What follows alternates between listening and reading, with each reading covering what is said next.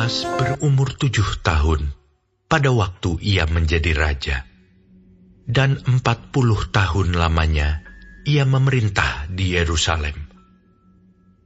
Nama ibunya ialah Zipia dari Bersyeba. Yoas melakukan apa yang benar di mata Tuhan selama hidup Imam Yoyada. Yoyada mengambil 2 orang istri bagi dia. Dari mereka ia mendapat anak laki-laki dan anak perempuan. Kemudian Yoas bermaksud untuk membaharui rumah Tuhan. Ia mengumpulkan para imam dan orang Lewi dan berkata kepada mereka, "Pergilah kamu ke kota-kota Yehuda dan kumpulkanlah uang dari seluruh orang Israel untuk memperbaiki rumah Allahmu setiap tahun. Lakukanlah hal itu dengan segera." Tetapi orang Lewi itu tidak melakukannya dengan segera. Lalu raja memanggil imam kepala Yoyada dan bertanya kepadanya, "Mengapa engkau tidak menuntut kepada orang-orang Lewi untuk membawa dari Yehuda dan dari Yerusalem pajak yang dikenakan Musa, hamba Allah itu, kepada jemaah Israel untuk kemah tempat hukum Allah? Sebab anak-anak Atalia, perempuan fasik itu, telah membongkar rumah Allah, bahkan memakai barang-barang kudus rumah Tuhan untuk para Baal." Sesudah itu, raja memerintahkan supaya dibuat sebuah peti dan ditempatkan di depan pintu gerbang rumah Tuhan. Lalu menyuruh mengumumkan di Yehuda dan di Yerusalem bahwa orang harus membawa bagi Tuhan pajak yang dikenakan Musa, hamba Allah itu, kepada orang Israel di padang gurun.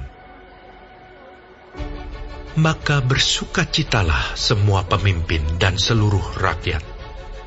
Mereka datang membawa pajaknya dan memasukkannya ke dalam peti itu sampai penuh. Setiap kali peti itu dibawa masuk untuk diperiksa oleh orang-orang Lewi atas nama raja, dan apabila mereka melihat bahwa sudah banyak uang di dalamnya, maka datanglah panitera raja dan kuasa usaha imam kepala mengeluarkan isi peti itu. Kemudian mereka mengangkat peti itu, lalu menaruhnya pula di tempatnya.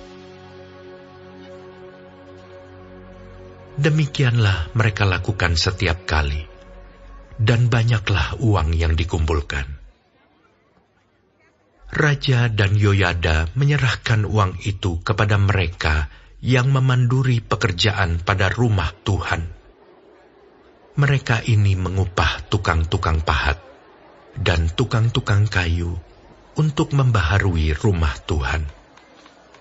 Juga tukang-tukang besi dan tembaga untuk memperbaiki rumah Tuhan. Setelah itu, mulailah tukang-tukang itu bekerja. Pekerjaan perbaikan maju di bawah tangan mereka. Mereka membangun kembali rumah Allah menurut keadaannya semula dan mengokohkannya. Setelah mereka selesai, mereka membawa uang yang kelebihan kepada raja dan Yoyada. Uang itu dipakai untuk membuat perkakas-perkakas rumah Tuhan, yakni perkakas-perkakas untuk penyelenggaraan kebaktian, perkakas-perkakas untuk korban bakaran, juga cawan-cawan, dan perkakas-perkakas emas dan perak. Sepanjang umur Yoyada, korban bakaran tetap dipersembahkan dalam rumah Tuhan. Yoyada menjadi tua dan lanjut umur, lalu matilah ia. 130 tahun umurnya ketika ia mati. Ia dikuburkan di kota Daud di samping raja-raja, karena perbuatan-perbuatannya yang baik di Israel terhadap Allah dan rumahnya.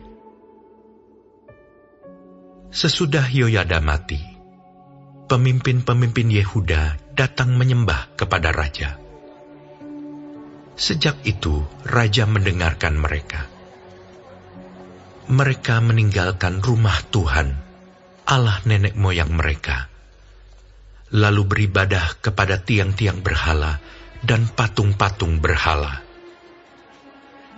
Oleh karena kesalahan itu, Yehuda dan Yerusalem tertimpa murka. Namun Tuhan mengutus nabi-nabi kepada mereka, supaya mereka berbalik kepadanya. Nabi-nabi itu sungguh-sungguh memperingatkan mereka, tetapi mereka tidak mau mendengarkannya. Lalu roh Allah menguasai Zakaria, anak Imam Yoyada.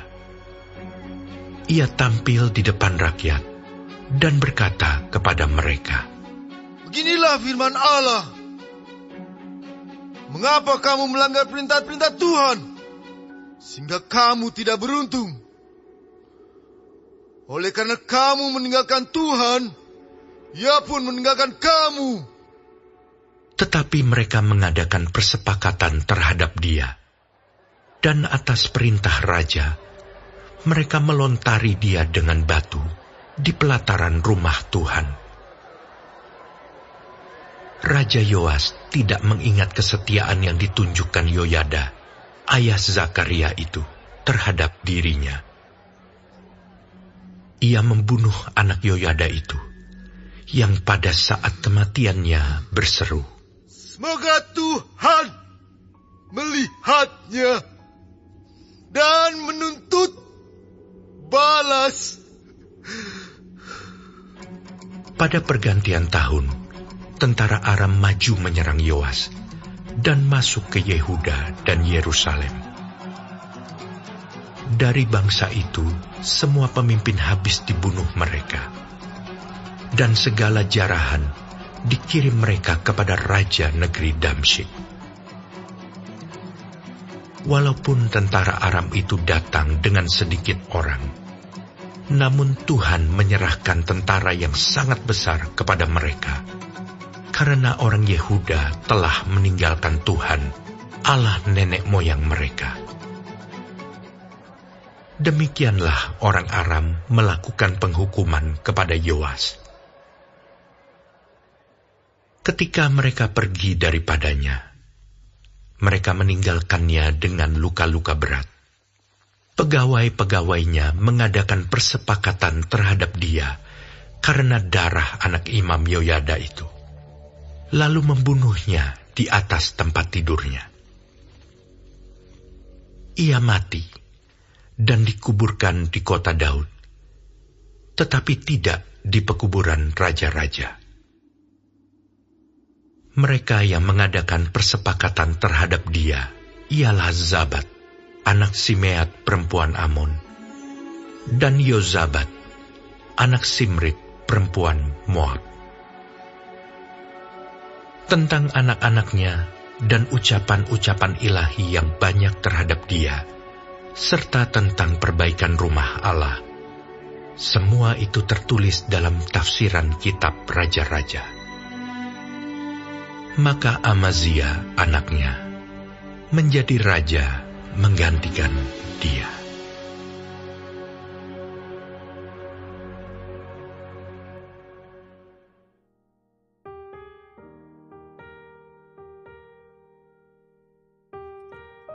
Shalom semua jemaat Tuhan, kembali kita di dalam pendalaman Alkitab Clearside.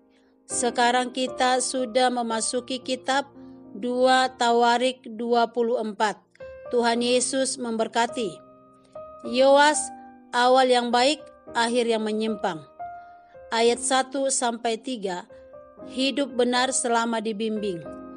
Raja Yoas melakukan apa yang benar di mata Tuhan selama Imam Yoyada masih hidup dan membimbingnya. Bimbingan rohani itu penting. Namun, iman tidak boleh hanya bergantung kepada orang lain. Harus menjadi milik pribadi kita sendiri. Ayat 4-14 memperbaiki rumah Tuhan. Yoas berinisiatif untuk memperbaiki bait Allah yang sudah rusak. Rakyat memberi dengan sukacita dan pekerjaan dilakukan dengan jujur. Pemulihan dimulai dari hati yang rindu melihat rumah Tuhan dipulihkan. Memberi untuk pekerjaan Tuhan adalah kehormatan. Ayat 15-19, kemunduran setelah Yoyada wafat. Setelah Yoyada meninggal, Yoas mulai meninggalkan Tuhan dan mengikuti penyembahan berhala karena terpengaruh kepada para pemimpin yang lain. Lingkungan sangat mempengaruhi hidup kita. Tanpa dasar iman yang kuat, kita mudah terseret arus. Ayat 20-22, penolakan terhadap teguran. Roh Tuhan berbicara melalui Zakaria, anak Yoyada, untuk menegur bangsa itu. Namun Yoas justru menyuruhnya untuk dibunuhnya. Hati yang keras menolak teguran akan membawa kehancuran. Teguran Tuhan adalah tanda kasih, bukan untuk disingkirkan. Ayat 23-27, akibat dari ketidaksetiaan. Bangsa Aram menyerang, Yoas terluka, dan akhirnya dibunuh oleh pegawainya sendiri. Hidupnya berakhir dengan tragis. Awal yang baik tidak menjamin akhir yang baik. Kesetiaan sampai akhir, itulah yang Tuhan kehendaki. Amin. Inti renungan kita pada hari ini adalah bangun iman pribadi, bukan hanya ikut orang lain. Setia dalam memberi dan melayani. Waspada terhadap pengaruh yang salah. Terima teguran dengan hati yang lembut dan setia sampai akhir. Amin. Tuhan Yesus memberkati.